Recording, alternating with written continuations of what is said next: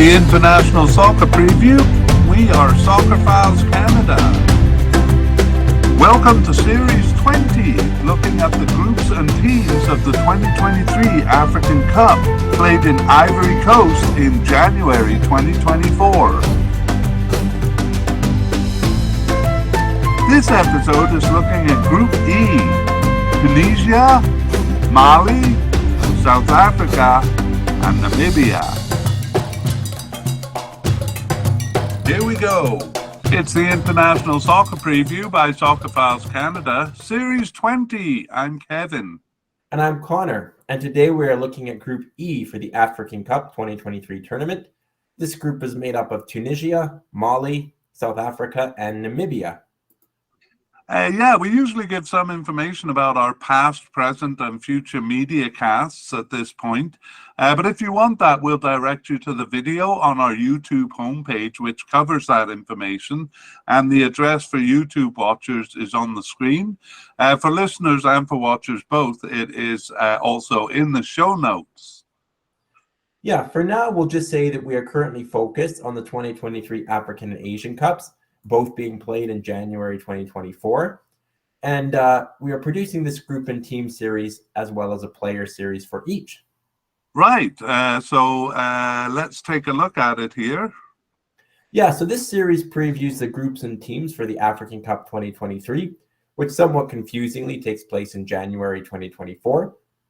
And we're changing our usual format here because we did a full series for the 2021 African Cup, which was played in January 2022. Yeah, so there were there we did the usual overviews of World and African Cups, as well as a look at their local cup history. And that series featured a deep dive into the team's history in the African Cup finals. And as always, it also examined the recent history of the teams. So we think it's a bit too much to repeat that every 2 years. So in this series, we're only going to do that for the teams that were not involved in the 2021 African Cup. For those that were, we'll provide links and even times in the show notes so that they can be easily reviewed. Yes, and actually we have two teams here that weren't part of the African Cup. But for the other two teams, Tunisia and Mali, who were involved, we're going to give just a summary of their history, but we will take a look at their recent history in detail. Yeah, well, why don't we look at the three sections of this media cast in outline? Okay, in part one, we're going to introduce the countries, giving the location and the population of each. Yeah, for part two, we'll do an overview of each team's history and recent form. So, as Kevin said, in the case of teams that did appear in the previous African Cup, which was Tunisia and Mali, this will be a summary with links in the show notes to the full version history done in 2021. And for South Africa and Namibia, who we didn't cover in the previous tournament, we'll give an overview of their world, regional, and local histories with a deep dive into their history in the African Cup finals. Right, and part three will be a comparison of the teams in terms of their rankings, head-to-head records, and, we don't have odds here, so we'll end with a discussion of their prospects and our predictions. All right, are you ready to move on, or anything that'll get us into this group? Yeah, I think my CAF colors will get us into this group. Does it inspire you? I am inspired by your layering of red, yellow, and green. Very impressive. All right. Well, let's go and on to part one, where we will just introduce the countries and their population. Yeah, so the first country is Tunisia. Their soccer nickname is the Carthage Eagles. Tunisia has a population of 12.5 million people, and it's a small country in the north-central Sahara, sticking out into the Mediterranean Sea and actually occupying the northernmost point of the continent. All right, and on to our second team, Mali. Mali's nickname is the Eagles, so very similar to Tunisia there. It has a population of 23.3 million, and Mali is a large, landlocked West Saharan country. It borders 7 others, including the host nation Ivory Coast to the south. Okay. Team number 3, South Africa. Yeah, their nickname is Bafana Bafana, which is Zulu for the boys, the boys. South Africa's population is 60.5 million, which ranks it sixth in Africa. And it's a large country that occupies the southernmost part of the continent, so the total opposite of Tunisia. Yeah, exactly. Okay. And team number 4 is Namibia. Yes, their nickname is the Brave Warriors. Namibia has a population of just 2.6 million people. It's actually quite large geographically, but has one of the smallest populations on mainland Africa. And it's located in Southwest Africa, a neighbor of South Africa. It actually used to be part of South Africa. And it has a long coastline on the Atlantic Ocean. All right. Okay. Well, let's look at those 4 countries in comparison to each other.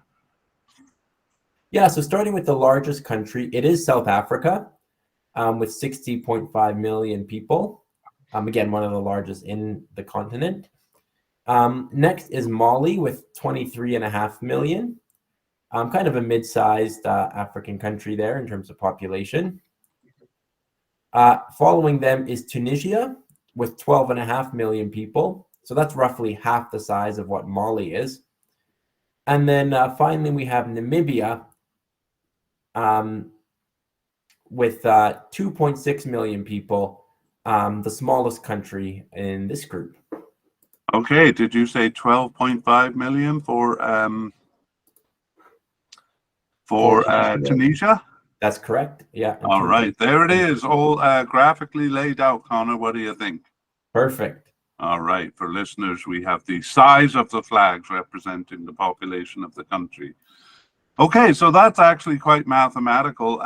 Tunisia is half the size of Mali, which is basically half the size of South Africa, roughly. Yeah, and Namibia, again, the smallest out of all of them. Yeah, and I gotta say, I'm a bit surprised by the population of Namibia, given the size of the country. Is it mostly desert, do you know, or the what do they call it, bushland? It is mostly desert.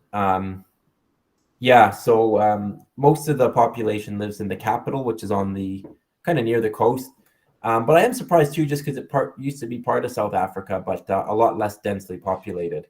Yeah. Okay, well, let's move on to part 2, where we start looking at the team. So we're going to begin with Tunisia.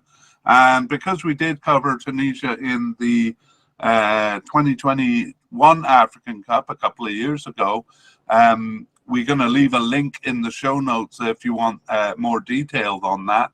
But we're just going to do a summary, and both a summary of their recent performance and a closer look at it. So maybe I'll take it away with the summary and you do the recent performance. Sounds good. Okay, well, we are talking in terms of strength. Tunisia is a first to second tier team. In their regularity in reaching the World Cup, we'd have to say they're a top team, having been at the World Cup finals 6 times. This consists of their first qualification in 1978, then 3 in a row from 1998 to 2006, and then 2 recent appearances, which we will look at. However, they have never passed a group stage of the World Cup. They finished in the top 4 in 6 African Cups, with second place finishes in 1965 and 1996, and a single title win when they hosted in 2004. But they've struggled since, usually reaching the quarterfinals, but 4th place in 2019 was their best finish over what is more like a second tier period there. So they delved even lower when they failed to reach 5 tournaments in a row from 1984 to 1992, and had a similar run from 1968 to 1974, although that was due mostly to not entering. Yeah. All right, well, I'll discuss their recent performance. So prior to reaching the World Cup in 2018, they had a long period that was not so much weak, but unglorious. They came close to reaching the World Cup and usually finished at the quarterfinal stage of the African Cup, reaching it consistently. But that World Cup qualification was followed by a 4th place finish in the 2019 African Cup, their best result since 2004, and then by another World Cup qualification.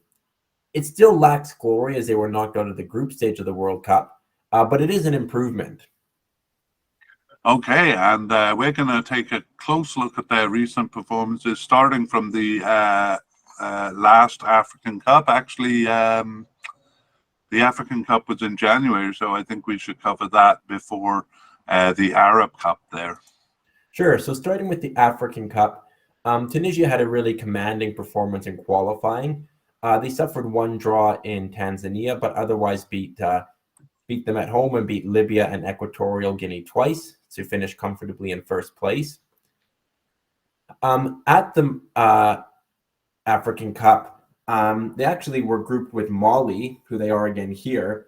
Mali won the group and beat Tunisia in the opener. That was a bizarre, probably a story worth mentioning here. Yeah. In any case, Tunisia then beat Mauritania before losing to surprise minnows Gambia. But their one win was enough to advance from the group stage. There, they then upset Nigeria in the round of 16 before losing to Burkina Faso for a quarterfinal exit. Yeah, that's right. And let's go back to that group stage. It was a pretty exciting group stage, especially that odd game between Tunisia and Mali, because it was baffling behavior by the referee, who later said he had a heat stroke or something. He blew the game to a close early, twice actually, in the 85th minute, and then 20 seconds before the end of regulation time. And he also gave an unwarrantedly hard red card in between. So the ball was in play actually only for 17 minutes of the second half there. Quite a game. Yeah, I remember seeing that. And of course, the Tunisians, who were down a goal to Mali, were confused but mostly furious at how things were proceeding when full time was blown before 90 minutes were on the clock. It was quite bizarre. Yeah, it really was a bit of a mess. And I can't remember exactly, but I think he called them out to finish the game, but they refused because some of them were in ice cube baths or Yeah. something like that. So it was quite the drama. Yeah, and we'll get to see Tunisia and Mali play again, so that'll kind of add a bit of an undercurrent to their meeting in this group. Yeah, definitely. I think that'll bring a bit of drama to it. Anyway, that win over Nigeria in the round of 16, as you said, a bit of a surprise, and another quarterfinal finish for Tunisia there. We do look at the local cup for these teams, but actually the North African teams don't have one. However, they do take part in the Arab Cup, and there was an Arab Cup in 2021. So we're going to look at that one. Yeah, so this was a combination of African and Asian teams. Tunisia won their group, beating Mauritania and the United Arab Emirates, but actually losing to Syria. However, it was still enough for them to top the group on goal difference. In the quarterfinals, they beat Oman. In the semifinals, they beat Egypt before losing to North African neighbors Algeria in extra time in the final. That one was 0-0 before Algeria scored twice in extra time to win it. Yeah, both of those games, the semi-final, they won on a goal, actually on an Egyptian own goal at 90+5. And of course then extra time with Algeria. So that was a pretty exciting tournament. Yeah, and a good, there's a lot of strong teams there. So good for them to get all the way to the final. Yeah. Okay, and that was a kind of good preparation for them for the World Cup in 2022. But we'll cover qualifying and the finals because I've already given it away, Connor. They reached the finals. Yeah. Well, they did qualify relatively comfortably. They won all their home games, and their only loss was a 1-0 loss to Equatorial Guinea, who on the road. Equatorial Guinea finished second behind them. But then they had a playoff, actually, to decide who would go to the World Cup. And who did they meet but Mali? So a lot of recent history. Tunisia won 1-0 on the road, but then tied 0-0 at home. So that single goal was actually enough for Tunisia to go through. And the goal itself, the goal that sent Tunisia to the World Cup, was a bizarre one, where it was actually a strong back pass from Mali's Moussa Sissoko, where he played the ball into his own net, and he actually later got sent off. So the one goal was kind of a freak own goal, but that decided the series. Yeah, that poor Moussa Sissoko probably had the worst game of his life. A back pass that went into his own net, and 4 minutes later, in an unrelated incident, actually, or maybe related because he was thrown off his game, but he fouled a player breaking into the top of the box and got a red card. So a day that he would like to forget, I'm sure. Absolutely. Yeah, so once again, Tunisia and Mali throwing up bizarre set of circumstances. So we'll see what happens when they meet here. Yeah. But the long and short of it is that Tunisia did qualify for the World Cup. They're sixth, as you had mentioned. They started with a draw against Denmark. Then they lost to Australia, probably a game they needed to win. In fact, they were out actually after essentially out after that second game. But they did beat France in their final match. France were already through. Tunisia were already out. But a glorious win for Tunisia against their former colonizing power. Right, and pretty interesting. Wabi Kazri got the goal. I think he may be retiring from the team, so it was a bit of a swan song for him. But then France scored an equalizer on the last kick of the game, and it was ruled out by VAR after everyone thought that the game has ended. It's actually kind of interesting to go back and look at that. Probably one of the toughest VAR calls ever. And I believe it was actually in one of the first games ever ruled by an officiating set of women. So it was kind of unfortunate for them that they had such a tough decision to make. Yeah, I do recall that. I mean, I guess in the end, France topped the group and Tunisia were not denied a win. So it probably worked out well that the goal was ruled out. Yeah, that's true. I mean, it didn't make a big difference to the standings. Okay, well then we move on now to the how they qualified for this cup. This is the last kind of campaign they had, and how did they get here? They got here once again on the strength of their home form, winning all 3 games. They actually split the series with Equatorial Guinea, as they had in qualifying for the 2021 African Cup. Both teams winning at home. And Equatorial and Tunisia were actually tied in first place with 13 points. But the other 2 teams, Botswana and Libya, only had 4 points. And with the top 2 going through, it was a pretty much a walk in the park for those 2 teams. Yeah, Tunisia taking first place on goal difference. But yeah, kind of an interesting history with Equatorial Guinea too. Okay, well, we'll have to see then how they do in the finals of this cup. I'm not sure which game it is against Mali. They played in the first game last time, but that'll be an interesting meeting. Yeah, for sure. Okay, and we do move on to Mali, who also made the cup in 2021. So we'll just be doing the summary and recent performance for them. So in terms of strength, Mali is a 3rd-tier team in World Cup play and in early African Cup play, but a 2nd-tier team in the African Cup, especially since the turn of the century. So they've never reached a World Cup, and their weakness there is actually quite inconsistent with African Cup performances. Only in 2014 did it catch up. That's their World Cup performances. Did it catch up with their competitive performances in the African Cup?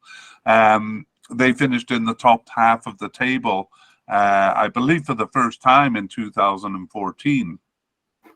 African Cup play was also weak from their first entry in 1965. All the way up until 2000, reaching the finals only one time in 1972. But they made the best of it there with the 2nd place finish. From 2002, they have qualified with remarkable consistency, failing to do so only once in 2006. And ironically, that result was based on their World Cup qualifying campaign.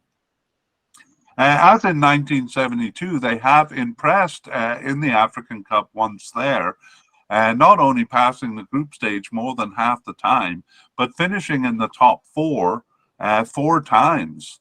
So 2 third-place finishes in 2012 and 2013 are their best recent results. All right, so I'll look at their recent performance. Mali suffered a bit of a lull after those 2 third-place finishes, reaching only the group stage of the next 2 tournaments and regressing back to a weak campaign in the 2018 World Cup. But since then, they've swung upward by passing the group stage of the African Cup, reaching the semifinals of their local WAFU Cup, their best ever finish in the competition, and earning their best World Cup result in 2002. Finally looking like a second-tier team in that competition as well. Yeah, that was 2022 there, so looking a bit better in the World Cup. And we'll actually be taking a closer look at that one as we go through the recent tournaments. And we begin with the most recent WAFU Nations Cup. So West African Football Union, I guess. Do you maybe want to tell us how they did in the tournament? Sure. So in this tournament, there's a sorting round, which puts teams into either a trophy or a plate kind of path. Mali beat Niger to go into the trophy round.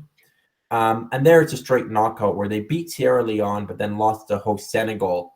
So they went out at the semifinal stage and there was no third place match. Right. Okay. And there was, well, we'll get to it because there was supposed to be a WAFU Nations Cup in 2021, but we'll talk when we get there chronologically. And next comes the African Cup in 2021. Yeah, so Mali were bested by Guinea, but consistency in winning all their games over Namibia and Chad, Chad were actually disqualified halfway through, saw Mali actually finish first in the group. That took them to the tournament, and as we saw, they beat Tunisia in their opener. They then tied Gambia and beat Mauritania, so finished top of the group on goal difference ahead of Gambia, and 4 points ahead of Tunisia, who they'll meet again.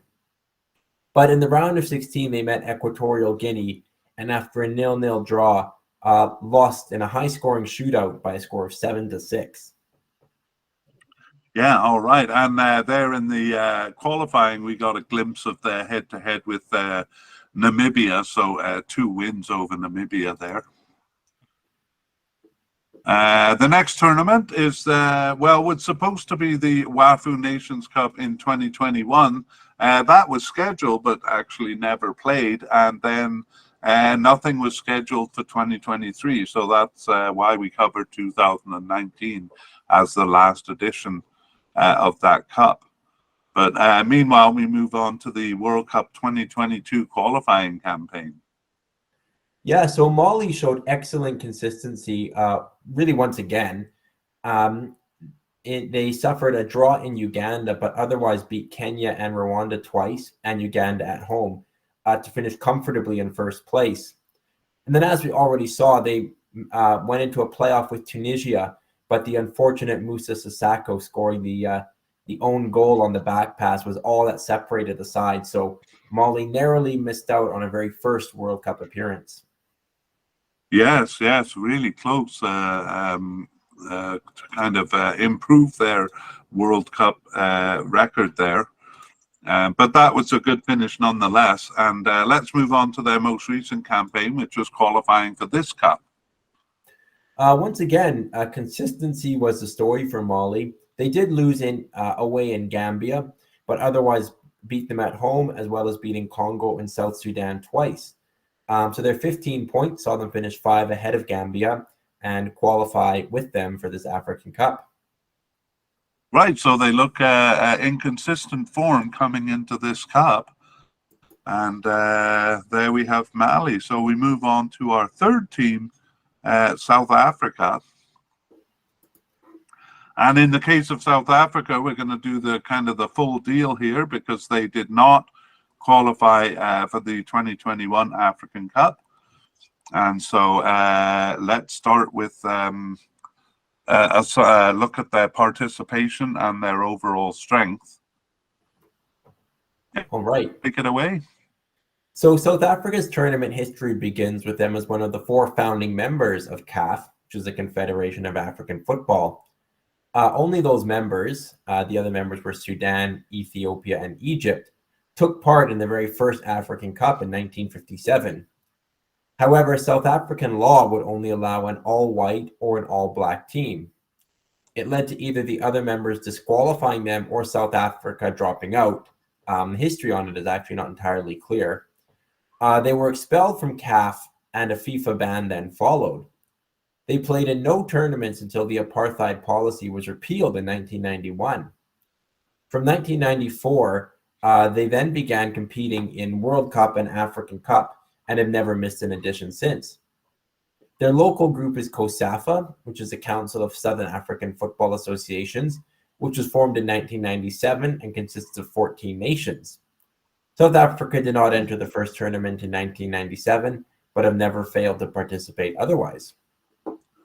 Yeah, and just an overview of their strengths. South Africa came out of their apartheid ban, a top-tier team in Africa, but have dwindled to a second and sometimes even third-tier team since. So they won the second African Cup they entered in 1996, and if hosting seemed to be the reason for that success, second place in 1998 showed otherwise. They remained strong, but declined steadily to 2010, where they failed to reach the African Cup there. And that period also saw them reaching 3 of the 4 World Cups from 1998 to 2010. So that was a good period, but we see the decline maybe beginning with the first host ever. They hosted the World Cup in 2010 and were the first host ever to fail to pass the group stage. They failed to reach the World Cup since and have not come close, actually. African Cup shows some recovery with 2 quarterfinal finishes since 2010, but they've only reached 3 of the 7 editions of the Cup recently. And their local COSAFA Cup sees the same pattern since 2010. Despite being perennial hosts and nominally the strongest team in the region, they've reached the final only twice over the 9 editions since 2010, although they did win it on both occasions. Okay, so let's take a little closer look at the World Cup there, Connor. Yeah, so in South Africa's first World Cup entry in 1994, they fell in the first round to Nigeria. However, they quickly became a regional power and qualified for the next 2 cups, falling at the group stage in both. They did not qualify in 2006, but did by dint of being hosts in 2010. However, they became the first host to be knocked out at the group stage that year, and they've never qualified, or as we said, really come close since. They narrowly failed to reach the final playoff round in 2014 and were weak in the final round in 2018. All right. Well, the African Cup shows the same pattern, but begins with them in the first tournament in 1957, where, as we saw, they were disqualified for their apartheid policies and then banned until their return in 1994. They failed to qualify for the first Cup in 1994. However, they hosted in 1996, and there seemed to be, I think, some resentment at play when quite a few teams withdrew from qualification, and defending champions Nigeria withdrew from the Cup itself. Now we are going to look at the African Cup finals in detail, so perhaps we will skip the overview and move on to that deep dive. All right. So emerging from their apartheid ban, they failed to reach the Cup in 1994, but became hosts in 1996 when Kenya proved unable to do so. South Africa beat Cameroon and Angola in their first 2 matches, but lost to Egypt. nevertheless finishing ahead of them in the group. Wins over Algeria, Ghana, and then in the final Tunisia earned them the title. Yes, and they proved that it wasn't just hosting as a source of their success, because they finished second in the 1998 edition, which took place in Burkina Faso. Ties with Angola and Ivory Coast were unconvincing, but they did grow in strength as the tournament progressed.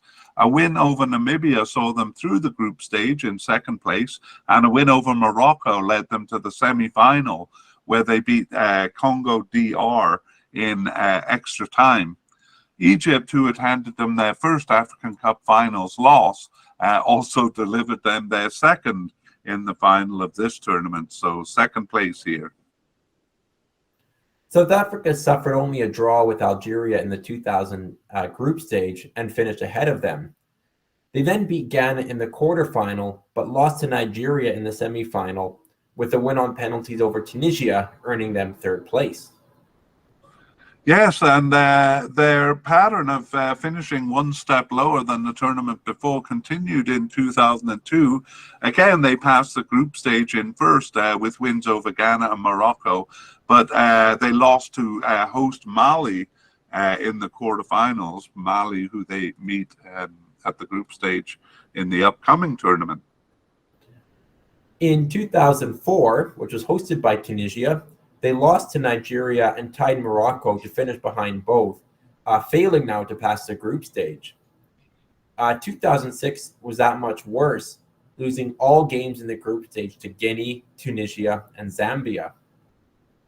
2008 was their third group stage exit in a row, better at the game level in that they tied Angola and Senegal, but it was the same result at the campaign level, where they finished last in the group stage on 2 points. Right, the only lower they could go was to fail to reach the cup, and they did that in both of the following editions in 2010 and 2012. Yeah. No, I was just going to comment on that slow and inexorable decline from finals to knockout round to group stage to failure. So yeah, it's so mathematically perfect that it makes for good media casting here. Right, but they did return to the Cup in 2013, and that was by dint of hosting it. That advantage saw them undefeated in the group stage. They and Cape Verde combining to oust Morocco there in the group stage. But they once again fell to Mali in the quarterfinals, so a bit of an axe to grind with Mali, perhaps. This time it was on penalties, and quarterfinals, a pretty disappointing finish for the tournament host. Yeah.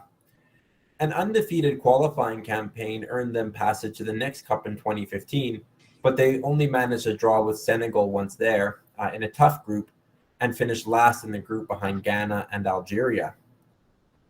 Failing to reach the cup in 2017, they then again went undefeated in qualifying in 2019, but again lost 2 games to the group stage, Ivory Coast and Morocco getting the better of them. However, a win over Namibia gave them a hardly deserved passage to the newly minted round of 16. This was an expanded tournament of 24 teams. They actually finished 4th among the third place team to take the very last advancing spot. They seemed easy fodder for host Egypt, but they actually won that game on a late goal. Quite an upset there in the round of 16. Yeah, Egypt was very upset. Yeah. And then South Africa themselves were undone by a late goal in the quarterfinal match with Nigeria. Right, so a good finish there. And we'll see how they followed that up in 2021. But we're going to leave that to our look at their recent performance. We're going to go back and just take a quick look at their local cup. The COSAFA Cup is probably the most successful local cup in Africa. So it's a group, of course, of Southern African teams, and they should at least reach the semi-finals there, given that they're the strongest team in the region, nominally at least, and the strength of their competitors, which are mostly I would say third-tier teams or below. However, South Africa's only won 2 of 9 editions from 2009 onwards. So again, we've mentioned that kind of weak period after 2010. Quarterfinal finishes in the 4 editions from 2015, falling at the hands of Botswana, Tanzania, Madagascar, and Botswana again, shows a serious decline in this competition, especially considering that they hosted 3 of the 4 tournaments there. However, a splinter of hope comes through a title win in 2021. So I'm not sure, Connor, if they send their best players to this cup, because for these local tournaments, a lot of teams just send locally based players. But what do you think? Well, I mean, it's interesting because South Africa actually have a very strong local league. Certainly in that region, it would have to be the strongest. So, and a lot of good South African players have played on local teams. So, you know, if they were using local players, you would still expect a better performance than what they've been showing. Yeah, that's my feeling too. Well put there. All right, well, let's move then on to the recent performance, and we're going to start with the African Cup in 2021. So that we saw in 2019 they had a good run in the finals there. Yeah, but in 2021 it reverted back to disappointment. They came in as a second seed, but were ousted by Sudan in the final game. South Africa needed only a draw to advance, but lost in Sudan 2-0, so finished third in the group stage. Wow, okay, not making the cup again. We'll see. Well, obviously they did make it in 2023, but we'll come back and see how they did that. We'll just kind of glance through the local cups because they have one every year recently. So 2021, they were the winners as hosts. They usually host the tournament. They usually host the tournament every year now. After that, then, is their World Cup 2022 campaign. How did they do there? So it was a much better performance than previous campaigns. They won all their home games over Ghana, Ethiopia, and Zimbabwe, and also won in Ethiopia. In their last game against Ghana, though, they lost the game 1-0, and that win for Ghana allowed them to leapfrog South Africa into first place, not even on goal difference where they were tied, but on goals scored. Ghana scoring 1 more and conceding 1 more than South Africa. So it was just enough for Ghana to pip them at the end. That meant South Africa didn't qualify for the playoffs. Ghana did instead. So narrowly missing out on the final step within Africa. Yeah, and not only was missing out by such a narrow margin, kind of teeth-grindingly aggravating, but the refereeing in the final game. I watched the highlights myself, and I'm not sure. South Africa went as far as calling it corrupt. I'm not sure I agree with that, but especially the penalty on which Ghana won was a pretty soft decision. Did you ever see the highlights of that one? I did, and it kind of garnered some interest because I think South Africa did call for the match to be replayed. That call was rejected. It definitely was a soft penalty, but obviously the match wasn't replayed, and Ghana ended up getting to the World Cup. Yeah, I mean, I always kind of go back to Oliver Kahn's comments during the World Cup in defense of South Korea beating Italy, where the Italians were kind of claiming that the reffing was unfair and stuff. And basically what Oliver Kahn said was, if it comes down to one refereeing decision, then, you don't really have a convincing case. Yeah, fair enough. Hard to say, though, because South Africa does claim that a lot of the decisions during that game went against them. Nevertheless, we have to, I don't think we've really mentioned it in our history, but South Africa is a pretty unlucky team, often kind of losing campaigns. You saw with Sudan there in 2021, kind of just losing campaigns in the last game. So whether you want to call it bad luck or just not finishing their business, it happened again here.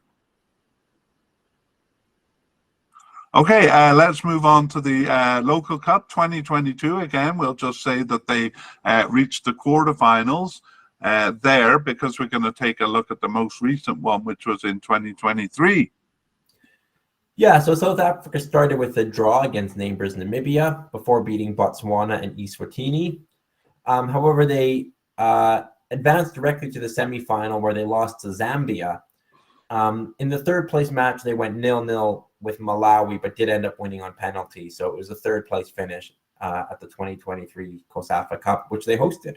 Yeah, so decent performance at the game level, but once again, kind of a result that they should, in a tournament where they should be doing better. Let's finish with their qualification for this 2023 African Cup. Yeah, well, their 4-team group stage was reduced to 3 after Zimbabwe were disqualified. South Africa exchanged home wins with Morocco, which was pretty good, and then bested Liberia. So they finished in second place, second out of 3, but that was enough to qualify them for this cup. So they're making a return after a 1-year absence, one tournament absence. Yeah. There we go. A bit of consistency in that the tie against Liberia was at home, but a fairly comfortable qualification there. All right, and that moves us on to our last team, Namibia. Again, Namibia did not qualify for the 2021 African Cup, so we're going to do kind of a full look at them here. So we'll begin with a look at their participation and overall strength. Take it away, Connor. Namibia is a former colony of Germany, and Namibia were relative latecomers, first entering the World Cup in 1994 and the African Cup in 1996, though they participated consistently in both since. Their local group is COSAFA, which is the same as South Africa, which was formed in 1997 and consists of 14 nations. South Africa, Zambia, and Zimbabwe, probably the strongest teams there. And Namibia have participated in every edition since 1997. Yeah, in terms of strength, Namibia is a third-tier team, though they have some shows of second-tier performances. They've never come close to reaching the World Cup, never finishing in the top half of their main qualifying group.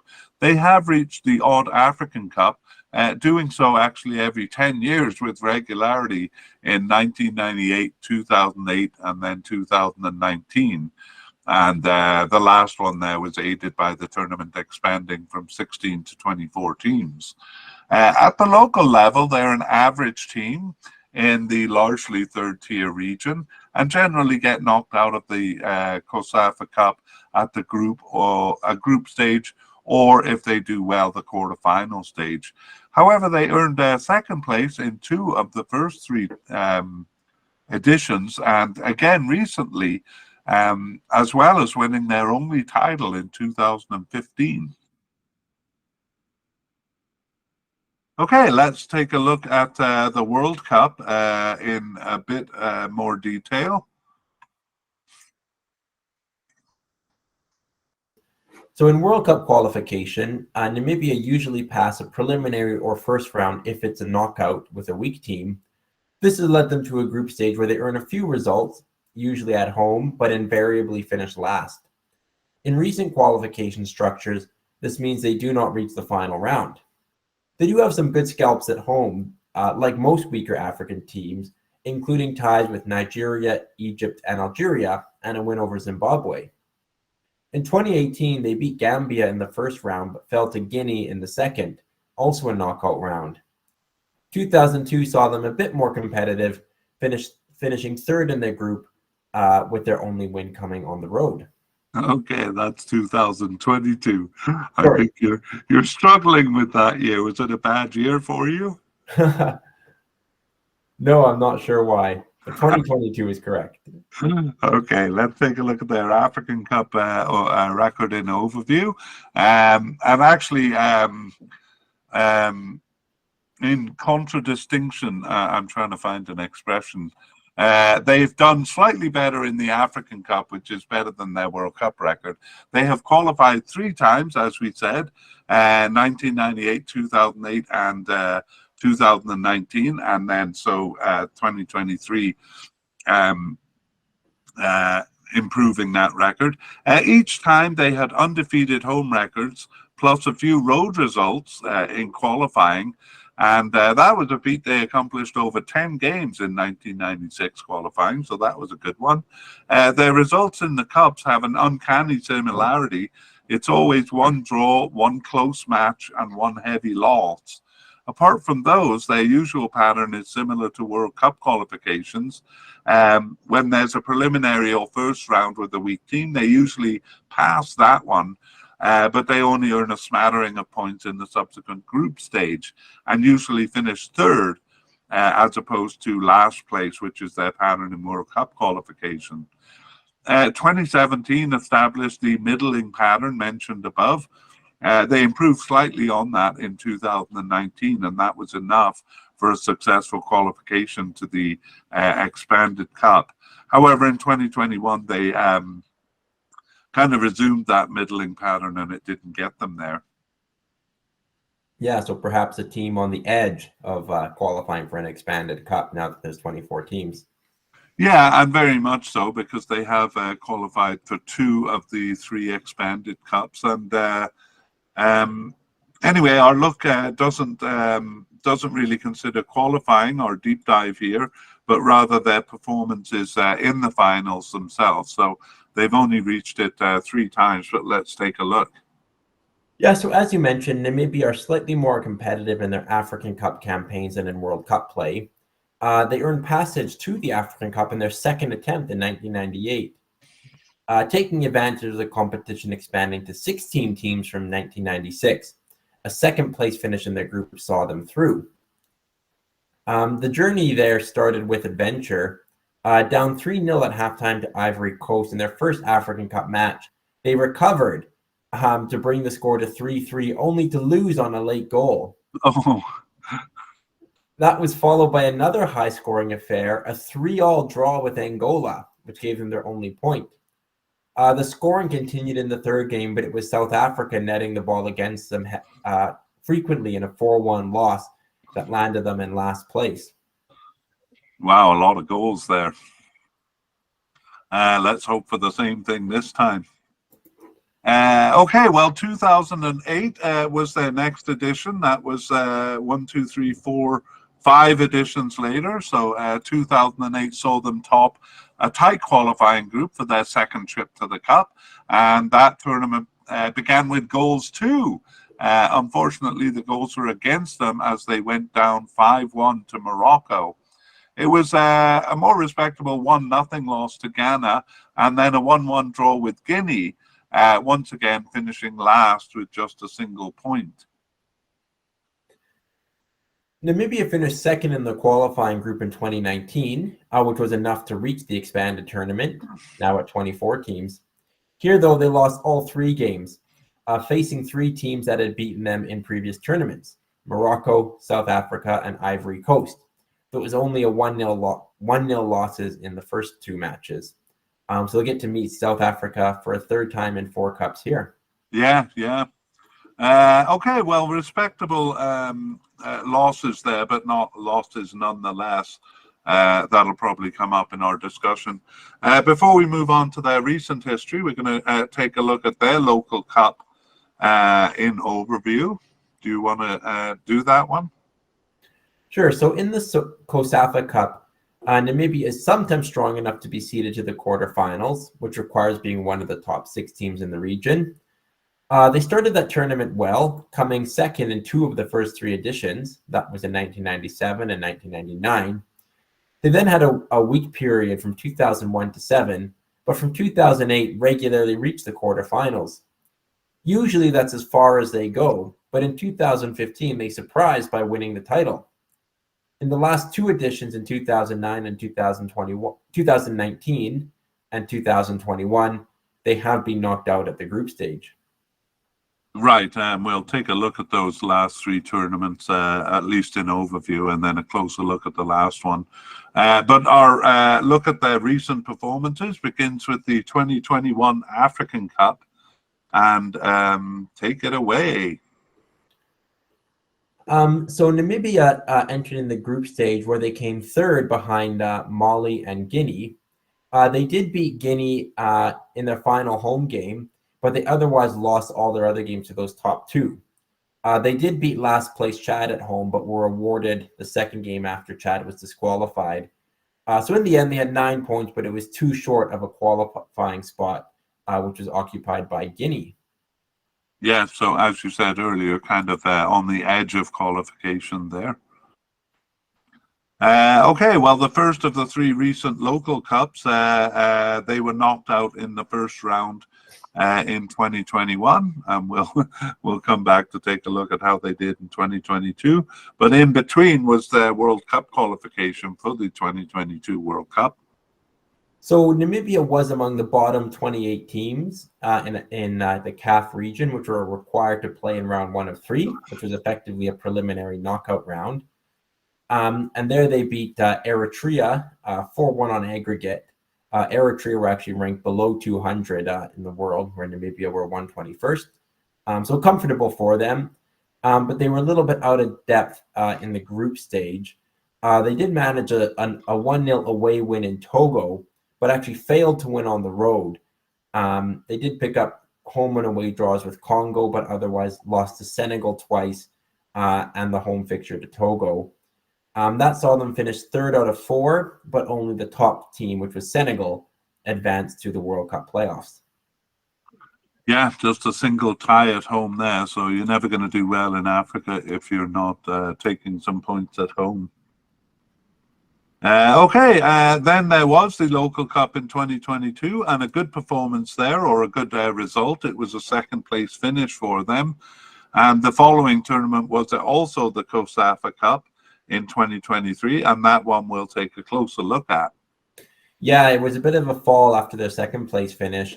In the group stage, they tied South Africa before losing to Eswatini and going goalless with Botswana. Their 2 points there saw them finish last in the 4-team group stage. So not a great performance from them. Yeah, they should be beating Botswana and Eswatini. Okay, and then the last campaign we'll look at is the African Cup 2023 qualifying. In other words, how did they get here? Yeah, so their 4-team group was turned into a 3-team group after Kenya was disqualified. Cameroon won the group, but actually Namibia bested them, beating them at home and tying them on the road, and were actually bested themselves by last place Burundi. Burundi tied in Namibia and won at home. So kind of a strange tournament where Namibia took 4 points off the first place team and 1 point off the third place team, but it saw them finish right in the middle, second out of 3, and the top 2 went to the tournament. So that's how Namibia got here. So a bit of a strange qualifying campaign in kind of a competitive group of just 3 teams. Yeah, I mean, if they had beaten Burundi in that last match, although it was an away match, they would have had the glory of qualifying ahead of Cameroon. Yeah, well, their win against Cameroon and the draw with them on the road, it's kind of a good sign of being competitive against a really top team. Yeah, you're right. It's a good note to come into this tournament on, for sure. And that is kind of leading us into our discussion of, into part 3, which will feature a discussion. But we're going to look at some stuff first, and we're going to look at the pots and the rankings. Let's begin with the pot order and where they were in the pots. Yeah, the pot 1 team is Tunisia. That includes the host and the top 5 ranked teams in Africa. And Tunisia actually at the time of the draw were the 3rd ranked team in all of Africa, behind only Morocco and Senegal. So, looks pretty good in terms of the rankings there for Tunisia. Mali were the 3rd ranked team in pot 2, so actually the same as Tunisia. And South Africa were the top ranked team in pot 3. So perhaps in our discussion we can discuss whether we see South Africa as possibly another pot 2 team, because they were just on just into the pot 3 instead of pot 2. Yeah, then and finally, just 1 point behind pot 2 Congo DR. So it's just a single placement behind them. yeah, very, very close. And then finally, Namibia, they come in as a 4th lowest ranked team in the tournament. Right. So, yes, you're calling Tunisia the kind of 3rd place team in pot 1 because Ivory Coast is actually ranked lower, even though they're put at the top of the pot. So that would make 3 teams in 3rd place in their group, and then the other team 1st place in their pot. That's a pretty tough group, hey? Yeah, you feel every team's a little bit unlucky when you see another team that coming out of the pot that's right near the top of their group, or at least in the top half. Yeah. All right. Well, that gives some indication. Let's look at the rankings in terms of FIFA and ELO standings. So Tunisia are 29th in FIFA and 32nd in ELO. They've actually been kind of a team around 30th, some often even in the 20s in FIFA for much of the last several years, though that doesn't quite mesh with their ELO ranking, which has them closer to 50, so often 20 points behind. So those two ranking systems are close to agreement now. Of course, Tunisia made it to the World Cup and beat France, so that would have given them a boost. Yeah, in FIFA, like I said, a top 30 team is pretty impressive. Yeah, I mean, FIFA seems to regard them higher than ELO. In ELO, they did drop down actually quite significantly to 69th in 2016. So they have risen to 32nd, which is impressive. But actually, it was even as low as 80th in 2013, according to the ELO rankings. Yeah, so it's a steep rise, but ELO, which tends to take more of a long-term historical perspective, does view them as weaker than FIFA kind of on the whole. Yeah. Okay, how about Mali? So Mali are 49th in the world, according to FIFA, and 57th in ELO. That's shown a bit of a rise in recent years, though not dramatically so.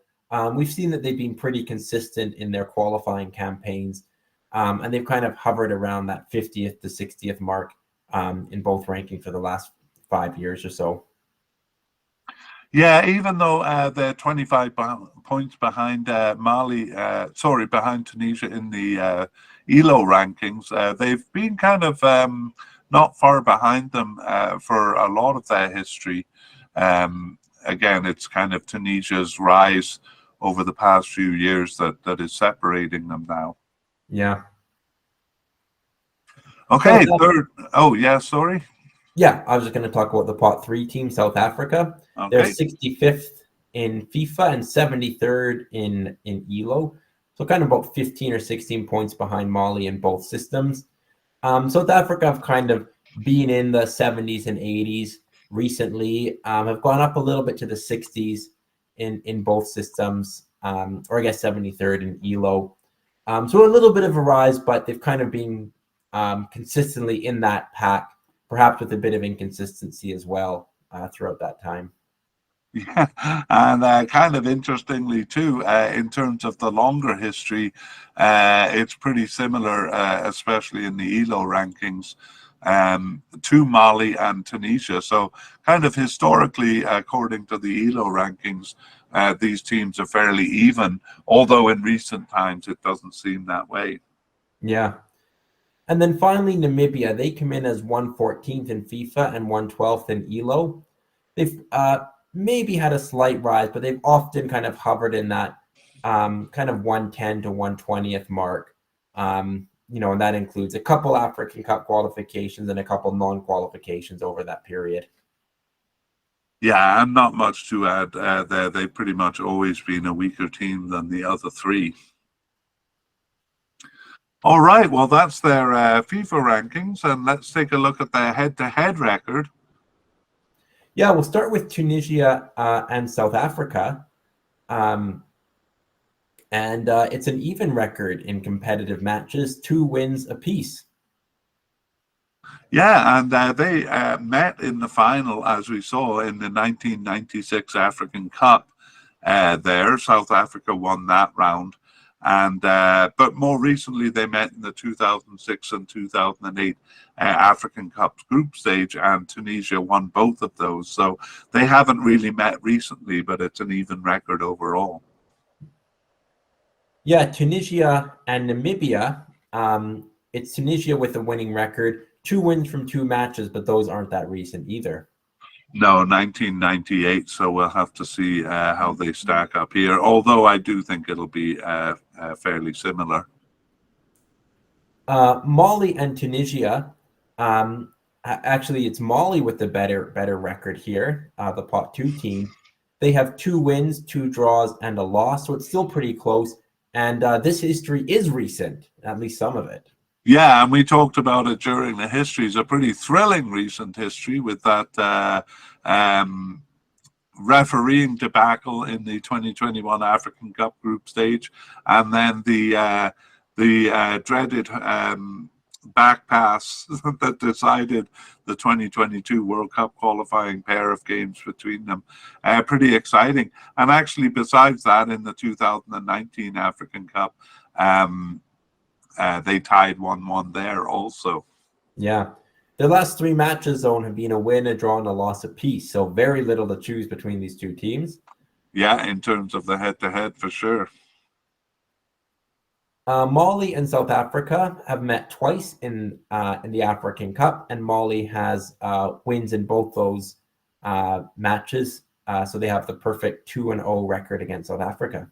Yeah, that's right. And we did see those because they were fairly significant games. So in the 2002 quarterfinal of the African Cup and the 2013 quarterfinal, which South Africa hosted, Mali getting the better of them in both of those. Between Mali and Namibia, Mali has dominated with 4 wins, a draw, and a loss in that fixture. Yeah, 1996, maybe not relevant at this point, but they did exchange wins there. We did see in the 2021 African Cup qualifying that Mali beat them twice, although it was only by 1-goal margins in both cases. Yeah. And then South Africa and Namibia, they've met twice, and South Africa has won both those matches. Right, both of them in African Cup group stage, once in 1998, where South Africa was a lot stronger than now.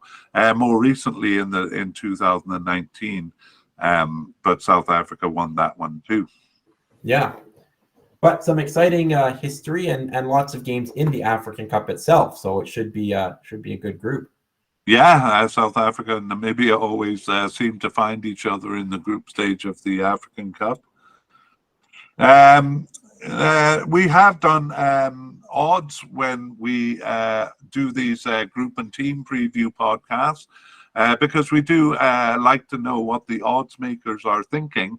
Unfortunately, it's a bit too far before the Cup to find those. So we're thinking if there's enough information to cover that we will do a late update on the teams just before the Cup, but we'll have to see. If we do that, we will include the odds, but we don't have any available. So let's take a look at the rankings, and I'll begin the discussion by asking you whether you generally agree with the position of the teams here. Well, the rankings show a clear separation between all of the teams in both systems, between Tunisia, Mali, South Africa, and Namibia. And I have to say, I probably disagree a little bit. I think Mali and Tunisia are much closer than the ranking suggests, and that partly goes on their history and their recent meetings. Yes, Tunisia got to the World Cup and did well in the Arab Cup, so I don't want to take anything away from them, but I think they're perhaps a little bit overestimated here. We mentioned kind of a sharp increase in their rankings, especially in ELO, where they were often around kind of 40s and 50s, so much closer to Mali, and I think that's probably a little bit more representative of the distance between the teams. Yeah, I think that's well put, and you're right. You reminded me of the Arab Cup performance, which was quite good there. Otherwise, I feel Tunisia is a bit less convincing than their rankings suggest. They probably got huge points from that win over France in the World Cup, beating a World Cup finalist there. Yeah. And we saw how close it was between Mali and them in the qualification for that cup. So even if we just do go on the head-to-head between Mali and Tunisia, it suggests a pretty close battle for top spot there. And on top of that, Mali have been pretty consistent. Obviously unlucky to lose in the World Cup playoff against Tunisia, but they've put together a string of really solid World Cup and African Cup qualifying campaigns. So I think they come into this in good form, and I think they'll be quite competitive at the top of this table. Yeah, I do too. I see it as a bit of a toss-up between those two, even though the rankings don't really suggest that. If you're ready to move on, would you say South Africa can join them in that battle at the top? Possibly. I see them probably closer to the top than to Namibia at the bottom. South Africa have put together some okay campaigns, kind of falling at the last hurdle, as we kind of mentioned. I don't see them probably as complete a team, or really with the recent history to prove their competitiveness to the same degree that Mali and Tunisia have. So I see them as a little bit of a step below these two teams. But I'm not sure if you agree with me, or whether you think that they could be pushing for first place in this group. Well, in response to the last question, I think they could. They have the potential to do it. We saw the population is much bigger than these other teams, and they're a decent soccer country. They have a good league. So I think they have the potential, but they remind me a bit of China, where they have potential. They should be doing much better than they are, but somehow they never seem to get around to doing it after 2010 at least. And if you were to make an argument that South Africa is going to be in the mix for the top team, or for the top spot here, my response would be I'll believe it when I see it, because I think probably like South African fans, they're not holding their breath because they're a bit jaded with South Africa's continuous kind of failure to make it, as you say, even at the last hurdle. But they're just not getting the job done. Yeah, and I think that's it. They haven't quite proven it in recent years, including failing to qualify for the last cup. That they're kind of ready to go back to that consistent second tier or even first tier level where they have been in the past. So I think their ranking, especially relative to Tunisia and Mali, is kind of correct. But that said, they're not that far behind. They're 16 points behind Mali, which is not that many. And I think Tunisia, they're closer than the ranking suggests. So yeah, it's possible, but I think Mali and Tunisia are a bit more proven at this level. Yeah, and that's the thing. They are more proven. I mean, we saw South Africa can do well. They beat the host Egypt in the was that 2019, I guess, and came even close in the quarterfinals in a game against Nigeria. So they certainly have the potential. But we also saw most recently, a good campaign in reaching this cup, but then a lapse in the home game with Liberia that seems to trip them up. So, I mean, honestly, I don't want to be ironic here, but I honestly wouldn't be surprised to see them kind of beat Tunisia and tie Mali or something, and then lose to Namibia in the third game kind of thing. Yeah. Well, and that I do think South Africa is Namibia's best chance for points here. Other games are not totally out of the question, but I think they come in as definitely the weakest team. The South Africa game is interesting given that they've met before and given their geographical and kind of intertwined histories. But yeah, I would be very surprised to see Namibia finish anything other than last place, even if they do manage to get a win, as they've done in some previous, or a point as they've done in some previous cups. Yeah, I got to agree with you there. I'm kind of hoping for them. I usually root for the underdog, and I think they do have a chance against South Africa.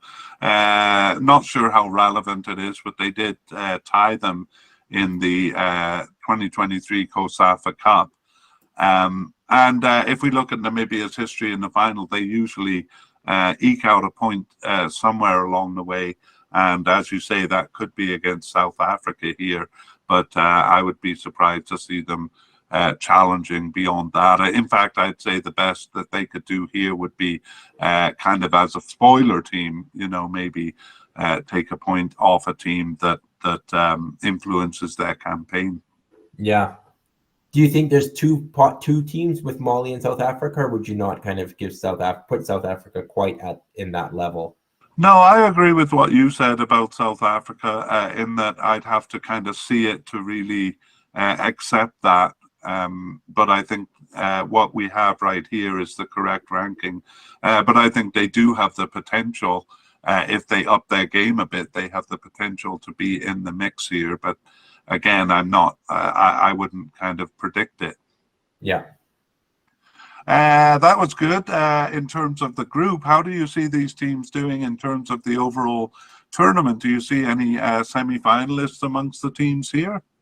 I don't hear. Mali were knocked out at the round of 16 last time on penalty. So I think they, so close to the World Cup, I think they can get to the quarterfinals. But that's probably as far as I see them going. And then for Tunisia, I mean, they did one better. They actually got to the quarterfinals last time. And I think they do well to reach that again. So realistically, I think the quarterfinals is kind of the limit. If South Africa got out, I kind of see them going out at the round of 16, unless they were able to pull kind of another big upset. Yeah, Tunisia did finish fourth in 2019, but as I've said, kind of with the World Cup, I just find them a bit unconvincing, in that I wouldn't kind of see them as a power. Like, yes, they're going to reach the semi-finals because they're such a great team. I could see them reaching the quarterfinals, which seems to be their standard finish. Mali, on the other hand, once they get past the group stage, they've kind of done better than expected, a bit like Burkina Faso there. No way, you feel? I think it's possible. I think Mali are actually quite a good team. I think I'm kind of excited for them. I think they, could perhaps be a bit of a dark horse. Yeah, I think they could get past the quarterfinal, but I think they could go on a bit of a run here. They finished ahead of Tunisia in the 2021 African Cup when these two teams were grouped together, 4 points ahead of them, in fact. And then really were kind of stalled with a penalty shootout loss in the round of 16. So I think Mali could go on a bit of a run this time. And I guess for Tunisia, they've proven themselves a difficult team to beat and a difficult team to score against, on top of that. So that defensive record, if it stays true again, that could kind of see them progress a little bit deeper in the tournament. Yeah, I gotta say, just my sense is that I think Mali has the potential to go a bit deeper into the tournament than Tunisia have, even though I don't necessarily see them as a stronger team overall. We both agreed that they're fairly even. But even though we said this was a fairly strong group, three of them coming from the third place slot in their pot, and one of them coming from the top slot, we should be saying one of them is a semi-finalist. But yeah, I don't really see it. I think Mali have the potential, but it would be a bit of a surprise if they did, or if any of the teams did. I agree. I don't see any of these teams reaching the Final Four, despite coming from kind of good positions within their pots. I think it's a bit too much to ask of any of them. Yeah. Okay, well, I gotta say, I'm a little tired of your hemming and hawing here. And I really wish in the podcast you would be firm and lay down your prediction for this group. I'm going to say Mali first. I think they have a good shot at winning this group, as they did, again, finishing ahead of Tunisia last time. So I think Mali will finish first. I think Tunisia will be second and South Africa third, and then Namibia fourth. I don't really see any other fate for Namibia. I think the other three teams could be in a bit of a mix-up, but Mali, Tunisia, South Africa, Namibia is what I'm saying.